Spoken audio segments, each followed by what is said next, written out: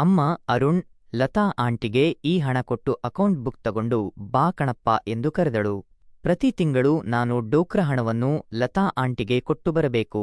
ನಮ್ಮ ಪಕ್ಕಪಕ್ಕದ ಮನೆ ಅಥವಾ ಪಕ್ಕದ ಬೀದಿಯಾಗಿದ್ದರೆ ಪರವಾಗಿಲ್ಲ, ನಮ್ಮ ಶಾಲೆಯನ್ನು ದಾಟಿ ಹೋಗಬೇಕು. ಶಾಲೆ ಇದ್ದಿದ್ದರೆ ಹೋಗುವಾಗ ಬರುವಾಗ ಕೆಲಸ ಆಗಿ ಹೋಗುತ್ತಿತ್ತು. ಈಗ ರಜೆಗಳು, ಅದೇ ಕೆಲಸಕ್ಕೆ ಹೋಗಿ ಬರಬೇಕು. ಹೋಗಲ್ಲ ಕಣಮ್ಮ ಎಂದು ಹೇಳುವ ಅಭ್ಯಾಸವಿಲ್ಲದೆ ಕರ್ಮ ಎಂದುಕೊಂಡು ಎದ್ದು ಮುಖ ತೊಳೆದು ಶರ್ಟ್ ಹಾಕಿಕೊಂಡು ಸೈಕಲ್ನಲ್ಲಿ ಹೊರಟೆ. ಶಾಲೆಯಲ್ಲಿ 10ನೇ ತರಗತಿಯವರು ಓದುತ್ತಿದ್ದರು. ನಾನು ಅಲ್ಲಿ ಇರಲಿಲ್ಲ ಎಂದು ಸಂತೋಷಪಟ್ಟೆ. ಕಾಲೇಜು ದಾಟಿ ಆಂಟಿ ಅವರ ಮನೆಗೆ ತಲುಪಿದೆ. ಡೋಕ್ರಾಗಳು ತಲುಪುವಷ್ಟು ಬಡವರಲ್ಲ, ಚೆನ್ನಾಗಿ ಸಂಪಾದಿಸುವವರು. ಮನೆಯ ಹೊರಗಿನ ಗೇಟ್ ತೆಗೆದುಕೊಂಡು ಒಳಗೆ ಹೋದೆ. ಬಾಗಿಲ ಬಳಿ ನಿಂತು ಆಂಟಿ ಎಂದು ಜೋರಾಗಿ ಕೂಗಿದೆ. ಒಳಗಡೆ ಟಿವಿ ನನ್ನಗಿಂತ ಜೋರಾಗಿ ಕೂಗುತ್ತಿದ್ದುದರಿಂದ ಯಾರೂ ಉತ್ತರ ಕೊಡಲಿಲ್ಲ. ಈ ಬಾರಿ ಟಿವಿಯೊಂದಿಗೆ ಸ್ಪರ್ಧಿಸಿ ಕೂಗಿದೆ, ಆದರೆ ಪ್ರಯೋಜನವಾಗಲಿಲ್ಲ. ಟಿವಿಯಲ್ಲಿ ಮ್ಯೂಸಿಕ್ ಚಾನೆಲ್ ಹಾಕಿಕೊಂಡಿದ್ದರು. ಬಾಗಿಲು ತಟ್ಟಲು ಕೈಯಿಂದ ಒಂದು ಬಾರಿ ತಟ್ಟಿದಾಗ ಬಾಗಿಲು ಒಳಗೆ ಕದಲಿತು. ಲಾಕ್ ಹಾಕಿರಲಿಲ್ಲ. ನಾನು ಇನ್ನಷ್ಟು ತೆರೆದು ಮತ್ತೆ ಕೂಗಿದೆ, ಆಂಟಿ. ಆದರೆ ಹಾಲಿನಲ್ಲಿ ಯಾರೂ ಇರಲಿಲ್ಲ. ಬೇರೆ ದಾರಿ ಇಲ್ಲದೆ ಒಳಗೆ ಹೋಗಿ ನೋಡಿದೆ. ಕಿವಿಯ ಶಬ್ದ ಮೇಲಿಂದ ಬರುತ್ತಿತ್ತು. ಕೆಳಗೆ ಯಾರೂ ಇರಲಿಲ್ಲವೆನಿಸುತ್ತದೆ. ಆದರೂ ಒಂದು ಬಾರಿ ಕರೆದು ನೋಡೋಣ ಎಂದು ಸಾಮಾನ್ಯವಾಗಿ ಆಂಟಿ ಎಂದು ಕರೆದೆ. ನನ್ನ ಅನುಮಾನ ನಿವಾರಣೆಯಾಯಿತು. ಅವರು ಮೇಲಿದ್ದರು. ಹೋಗಲು ಹಿಂಜರಿದೆ.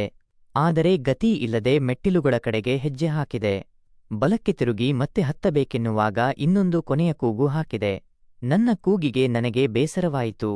ಇನ್ನೂ ಹಿಂಜರಿಯದೆ ಕೋಪದಿಂದ ಕೂಡಿದ ಬೇಸರದಿಂದ ಮೇಲೆ ಹೋದೆ. ಎದುರಿನ ಕೋಣೆಯ ಬಾಗಿಲುಗಳು ತೆರೆದಿದ್ದವು. ಅಲ್ಲಿಂದಲೇ ಟಿವಿಯ ಶಬ್ದ ಬರುತ್ತಿತ್ತು. ಇನ್ನು ಕರೆಯುವುದು ಶಿಷ್ಟಾಚಾರವಲ್ಲ ಎಂದು ಅನಿಸಿತು. ನೇರವಾಗಿ ಒಳಗೆ ಹೋದೆ. ಅನಿರೀಕ್ಷಿತ ದೃಶ್ಯ ಮತ್ತು ಮುಜುಗರ. ಅಲ್ಲಿ ನಾನು ಕಂಡ ದೃಶ್ಯ ನನ್ನನ್ನು ಶಿಲ್ಪದಂತೆ ಮಾಡಿತು. ಸುಮಾರು 20 ವರ್ಷದ ಹುಡುಗಿ ಹಾಸಿಗೆಯ ಮೇಲೆ ಮಲಗಿದ್ದಳು. ಅವಳು ಏನು ಮಾಡುತ್ತಿದ್ದಾಳೆ ಎಂದು ಗಮನಿಸುವ ಮುನ್ನವೇ ನಮ್ಮಿಬ್ಬರ ದೃಷ್ಟಿಗಳು ಒಂದಾದವು.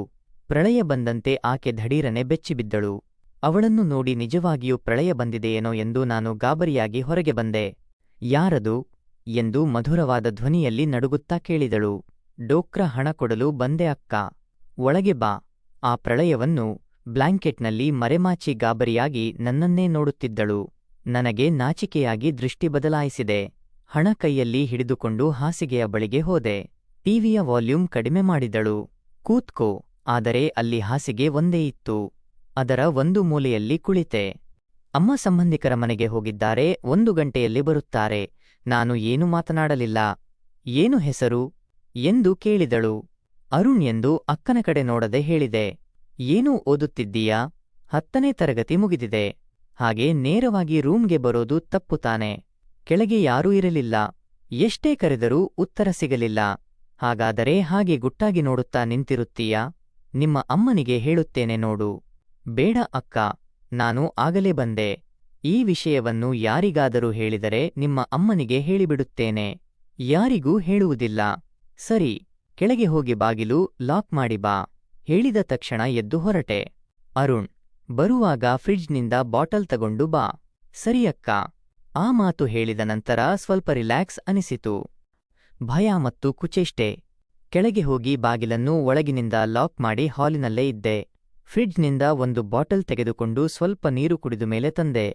ಈ ಬಾರಿ ಒಳಗೆ ಹೋಗಲು ಭಯವಾಯಿತು. ಅಕ್ಕ ಎಂದು ಕರೆದೆ. ಎಲ್ಲವನ್ನು ನೋಡಿದ ಮೇಲೆ ಈಗ ಕರೆದು ಏನು ಪ್ರಯೋಜನ ಕಣೋ ಎಂದು ಕುಚೇಷ್ಟೆಯನಗೆ ನಕ್ಕಳು. ನಾನು ಒಳಗೆ ಬಂದು ಬಾಟಲ್ ಕೈಗೆ ಕೊಟ್ಟು ಮೊದಲಿನ ಜಾಗದಲ್ಲಿ ಕುಳಿತೆ. ಅಕ್ಕ ಇನ್ನೂ ಹಾಗೆಯೇ ಮಲಗಿದ್ದಳು. ಆ ಬ್ಲಾಂಕೆಟ್ ಅವಳ ಭುಜಗಳವರೆಗೆ ಮಾತ್ರ ಮುಚ್ಚಿತ್ತು. ಅರುಣ್. ಆ ಕರೆಯುವಿಕೆಯಲ್ಲಿ ಕೋಪವಿರಲಿಲ್ಲ, ಸಾಮಾನ್ಯವಾಗಿ ಕರೆದಂತೆ ಅನಿಸಿತು. ಎಂದು ಅಕ್ಕನ ಕಡೆ ತಿರುಗಿ ನೋಡಿದೆ. ಹಿಂದೆ ಏನು ನೋಡಿದೆ? ಏನೂ ನೋಡಲಿಲ್ಲ ಅಕ್ಕ. ಹಾಗೆ ಬೇರೆ ಯಾರನ್ನಾದರೂ ನೋಡಿದ್ದೀಯಾ? ಯೋಚಿಸದೆ ಇಲ್ಲ ಎಂದು ಹೇಳಿದೆ. ನಿಜ ಹೇಳು ಅರುಣ್, ಯಾರಿಗೂ ಹೇಳುವುದಿಲ್ಲ. ಇಲ್ಲ ಅಕ್ಕ, ನೋಡಲಿಲ್ಲ. ನೋಡಿದಂತೆ ನಿನ್ನ ಮುಖ ಹೇಳುತ್ತಿದೆ. ಸುಮ್ಮನೆ ಕೇಳುತ್ತಿದ್ದೇನೆ, ಹೇಳು. ಇನ್ನೂ ಹೇಳುವವರೆಗೂ ಬಿಡುವಂತೆ ಇಲ್ಲ ಎಂದುಕೊಂಡು ನನ್ನ ತಂಗಿಯನ್ನು ನೋಡಿದ್ದೇನೆ ಅಕ್ಕ. ನಿನ್ನ ತಂಗಿಯಲ್ಲದೆ ಇನ್ನಾರನ್ನಾದರೂ ಹಾಗೆ? ಯೋಚಿಸಿ ಟ್ಯೂಷನ್ ಅಕ್ಕನನ್ನು ಹೇಳಿದೆ. ಹೇಗೆ? ಅದೇ ದಿನ ಶಾಂಪೂ ತರಲು ಹೇಳಿದ್ದಳು. ತರುವಷ್ಟರಲ್ಲಿ ಸ್ನಾನಕ್ಕೆ ಹೋಗಿದ್ದಳು. ಅಷ್ಟೇನಾ? ಇನ್ನೇನಾದರೂ ನೋಡಿದ್ದೀಯಾ? ಅಷ್ಟೇ ಅಕ್ಕ. ಅಂದರೆ ಯಾರಾದರೂ ಕೇಳಿದರೆ ನನ್ನ ಬಗ್ಗೆಯೂ ಹೇಳಿಬಿಡುತ್ತೀಯಾ ಎಂದರ್ಥ. ಆ ಮಾತು ಕೇಳಿ ಹಲ್ಲು ಕಚ್ಚಿಕೊಂಡೆ. ಅನಾವಶ್ಯಕವಾಗಿ ಬಾಯಿ ತಪ್ಪಿದೆ. ನನ್ನನ್ನು ಪರೀಕ್ಷಿಸಲು ಅಕ್ಕ ಆ ವಿಷಯ ಕೇಳಿದ್ದಳು ಎಂದು ತಡವಾಗಿ ಅರ್ಥವಾಯಿತು. ಇನ್ನು ಏನು ಹೇಳಬೇಕೆಂದು ತೋಚದೆ. ಇಲ್ಲ ಅಕ್ಕ, ಖಂಡಿತ ಹೇಳುವುದಿಲ್ಲ ಎಂದೆ. ಆದರೆ ನನ್ನೊಂದಿಗೆ ಹೇಳಿದೆಯಲ್ಲ ಎಂದು ಡಿಟೆಕ್ಟಿವ್ ನೋಟದಿಂದ ನೋಡಿದಳು. ಇನ್ನು ಏನು ಹೇಳಬೇಕೆಂದು ತೋಚದೆ ಬಾಯಿ ತೆರೆದು ನೆಲದ ಕಡೆ ನೋಡುತ್ತಿದ್ದೆ. ನೀನು ಯಾರಿಗೂ ಹೇಳದಂತೆ ಇರಬೇಕೆಂದರೆ ನಿನ್ನ ನಾಚಿಕೆಯೂ ಹೋಗಬೇಕು. ಆಗಲೇ ನಿನ್ನ ಬಾಯಿಗೆ ಬೀಗ ಬೀಳುತ್ತದೆ. ಆ ಮಾತುಗಳಿಗೆ ನನಗೆ ಭಯವಾಯಿತು. ಬೇಡ ಅಕ್ಕ, ನಾನು ಯಾರಿಗೂ ಹೇಳುವುದಿಲ್ಲ, ಪ್ರಾಮಿಸ್. ನಾನು ಹೇಗೆ ನಂಬಲಿ? ಅದಕ್ಕೆ ನೀನು ನನ್ನನ್ನು ಹೇಗೆ ನೋಡಿದೆಯೋ ನಾನು ಕೂಡ ನಿನ್ನನ್ನು ಹಾಗೆಯೇ ನೋಡುತ್ತೇನೆ. ಆಗ ಏನು ಹೇಳಿದೆಯೋ ಇಬ್ಬರ ಗೌರವವೂ ಹೋಗುತ್ತದೆ. ಆದ್ದರಿಂದ ಯಾರಿಗೂ ಹೇಳುವುದಿಲ್ಲ. ಅಷ್ಟಲ್ಲದೆ ಗಂಡಸು ನೀನು, ನಿನಗೆ ನಾಚಿಕೆಯೆಲ್ಲಿಂದ? ನನಗೆ ಮಾತನಾಡಲು ಅವಕಾಶ ಕೊಡದೆ ಮಾಡಿದಳು. ಈಗ ನಿಜವಾಗಿಯೂ ಭಯವಾಯಿತು. ಗಡಿ ಮೀರಿದ ನಿಕಟತೆ. ಅಕ್ಕ, ವಾಶ್ರೂಮ್ಗೆ ಹೋಗಿ ಬರುತ್ತೇನೆ ಎಂದು ಎದ್ದು ನಿಂತೆ. ಹೋಗು ಎಂದಳು. ನಾನು ಏನು ಮಾತನಾಡದೆ ಬಾತ್ರೂಮ್ಗೆ ಹೋದೆ. ಹೃದಯ ಜೋರಾಗಿ ಬಡಿದುಕೊಳ್ಳುತ್ತಿತ್ತು. ಹೊರಗೆ ಹೋಗಲು ನಾಚಿಕೆ ಏನೂ ಇಲ್ಲ ಎಂದುಕೊಂಡು ಬಾತ್ರೂಮ್ ಬಾಗಿಲು ತೆರೆದು ಹೊರಗೆ ಬಂದೆ. ದೇಹವೆಲ್ಲ ನಡುಗುತ್ತಿತ್ತು. ರಾಣಿ ನನ್ನನ್ನು ತಿನ್ನುವಂತೆ ಹಸಿವಿನಿಂದಿದ್ದ ಸಿಂಹದಂತೆ ನೋಡುತ್ತಿದ್ದಳು. ಆದರೆ ಅವಳ ಮುಖದಲ್ಲಿ ನಾಚಿಕೆಯು ಕಾಣಿಸುತ್ತಿತ್ತು. ಮೇಲಿಂದ ಕೆಳಕ್ಕೆ ನೋಡಿದಳು. ತಾನೇ ಎಂದು ಮತ್ತೆ ಒಳಗೆ ಹೋಗಲು ಹೋದೆ. ಅರುಣ್, ಇತ್ತ ಬಾ. ನನ್ನ ಕರ್ಮ ಎಂದುಕೊಂಡು ನಾಚಿಕೆಯಿಂದ ಹೆಜ್ಜೆ ಹಾಕುತ್ತಾ ಹಾಸಿಗೆಯ ಬಳಿಗೆ ಹೋದೆ. ಅಕ್ಕನ ಮುಖ ನೋಡಲಾಗದೆ ಇನ್ನೊಂದು ಕಡೆ ನೋಡುತ್ತಿದ್ದೆ. ನಿನಗೆ ನಾಚಿಕೆ ಅಂದರೆ ಗೊತ್ತಿಲ್ಲವೇ? ನಾಚಿಕೆ ಮುಚ್ಚಿ ನನ್ನನ್ನು ಮೋಸ ಮಾಡಬಹುದೆಂದು? ಮಾತುಗಳಲ್ಲಿ ತುಂಟತನ. ಏನು, ಇಷ್ಟು ಚಿಕ್ಕದಾಗಿದೆಯೇ? ಅವಳು ಯಾವುದರ ಬಗ್ಗೆ ಮಾತನಾಡುತ್ತಿದ್ದಾಳೆ ಎಂದು ತಿಳಿದು ಆಶ್ಚರ್ಯವಾಯಿತು. ಅದು ಚಿಕ್ಕದೋ ದೊಡ್ಡದೋ ನನಗೆ ಹೇಗೆ ಗೊತ್ತು ಎಂದುಕೊಂಡು ನಿಂತಿದ್ದೆ. ನೀನು ಅದು ಮಾಡಿಕೊಳ್ಳುವುದಿಲ್ಲವಾ? ಇಲ್ಲ ಅಕ್ಕ. ನಿನಗೆ ಗೊತ್ತಿಲ್ಲವಾ ಏನು ಮಾಡಿಕೊಂಡರೆ ಅದು ದೊಡ್ಡದಾಗುತ್ತದೆ ಎಂದು? ಇಲ್ಲ ಅಕ್ಕ, ನಿಜ ಹೇಳು, ಎಂದಿಗೂ ಮಾಡಿಕೊಂಡಿಲ್ಲವಾ? ನಿಜ ಅಕ್ಕ. ಅಕ್ಕ ಅಲ್ಲಿಂದ ನಾನು ಇದ್ದ ಹಾಸಿಗೆಯ ಕೊನೆಯವರೆಗೆ ಬಂದು ಕುಳಿತಳು. ಅಕ್ಕ ಏನು ಮಾಡಲಿದ್ದಾಳೆ ಎಂದು ಯೋಚಿಸುವ ಮುನ್ನವೇ ನನ್ನ ಮೇಲೆ ಕೈ ಹಾಕಿದಳು. ಕುತ್ತಿಗೆ ಮೇಲೆ ಕತ್ತಿ ಇಟ್ಟಂತೆ ನನ್ನ ಪ್ರಾಣವೆಲ್ಲ ಅಕ್ಕನ ಕೈಯಲ್ಲಿದೆ ಎಂದು ಅನಿಸಿತು. ಇನ್ನು ಭಯಕ್ಕೂ ಕೆಲಸವಿಲ್ಲ. ನನ್ನ ಆಲೋಚನೆಗಳೆಲ್ಲ ಅಕ್ಕನ ಕೈ ಮೇಲೆ ಇದ್ದವು. ದೇಹವೆಲ್ಲ ಕರೆಂಟ್ ಹೊಡೆದಂತೆ ಜುಮ್ಮೆನ್ನಿಸಿತು. ಎಷ್ಟೋ ಆರಾಮವಾಗಿತ್ತು. ನನಗೇನೋ ಆಗುತ್ತಿತ್ತು. ನಂತರ ಬ್ಲ್ಯಾಂಕೆಟ್ ಅನ್ನು ಸ್ವಲ್ಪ ಸರಿಸಿ ತನ್ನ ಕಾಲುಗಳ ಮೇಲಿಂದ ಪಕ್ಕಕ್ಕೆ ತೆಗೆದು ಎದ್ದಳು. ಎದ್ದು ಬಾತ್ರೂಮ್ಗೆ ಹೋದೆ. ಅಕ್ಕ ಮುಖ ತೊಳೆದು ಟವಲ್ನಿಂದ ಒರೆಸಿಕೊಳ್ಳುತ್ತಾ ಹೊರಗೆ ಬಂದಳು. ನನ್ನನ್ನು ನೋಡಿ, ಹೇಗಿದೆ ಅರುಣ್? ಚೆನ್ನಾಗಿದೆ ಅಕ್ಕ. ಹೀಗೆ ಎಂದಿಗೂ ಮಾಡಿಕೊಂಡಿಲ್ಲವಾ? ಇಲ್ಲ ಎಂದು ಹೇಳಿ ಬಾತ್ರೂಮ್ಗೆ ಹೋಗಲು ಹೋದೆ. ಎಲ್ಲಿಗೆ? ಏನು ಆತುರ? ಬಾ ಕೂತ್ಕೋ ಎಂದು ತಾನು ಹಾಸಿಗೆ ಮೇಲೆ ಹತ್ತಿ ಕುಳಿತಳು. ನಾನು ಹಾಸಿಗೆಯ ಕೊನೆಯಲ್ಲಿ ಕುಳಿತೆ. ನಿನಗೆ ಚೆನ್ನಾಗಿದ್ದರೆ ಸಾಕಾ? ನನ್ನ ಪರಿಸ್ಥಿತಿ ಏನು ಎಂದು ಅಕ್ಕನಕ್ಕಳು.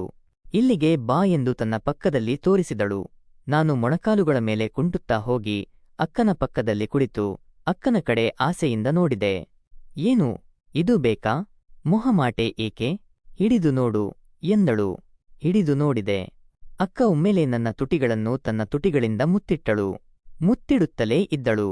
ಅಚ್ಚು ಸಿನಿಮಾದಂತೆ ನನ್ನ ತುಟಿಗಳನ್ನು ಬಿಟ್ಟು ಹಾ ಎಂದು ಮೂಗುರುತ್ತಾ ನನ್ನಂತೆಯೇ ಉತ್ಸಾಹಪಟ್ಟು ತಣ್ಣಗಾದಳು. ಆಗ ಅರ್ಥವಾಯಿತು ಅಕ್ಕನಿಗೂ ಚೆನ್ನಾಗಿದೆ ಎಂದು. ಅಕ್ಕ ಇನ್ನೂ ಹಾಗೆಯೇ ಆರಾಮವಾಗಿ ಮಲಗಿಕೊಂಡು ನನ್ನನ್ನು ನೋಡುತ್ತಾ, ಈ ವಿಷಯವನ್ನು ಯಾರಿಗೂ ಹೇಳಬೇಡ. ಹೇಳಿದರೆ ನಿಮ್ಮ ಅಮ್ಮನಿಗೆ ಹೇಳಿಬಿಡುತ್ತೇನೆ. ಯಾರಿಗೂ ಹೇಳುವುದಿಲ್ಲ. ಕೆಳಗೆ ಹೋಗಿ ಲಾಕ್ ತೆಗೆದು ಅಲ್ಲೇ ಸೋಫಾ ಮೇಲೆ ಕುಳಿತಿರು. ಅಮ್ಮ ಬರುತ್ತಾರೆ. ಸರಿ ಅಕ್ಕ ಎಂದು ತಲೆಬಾಗಿ ಕೆಳಗೆ ಬಂದೆ.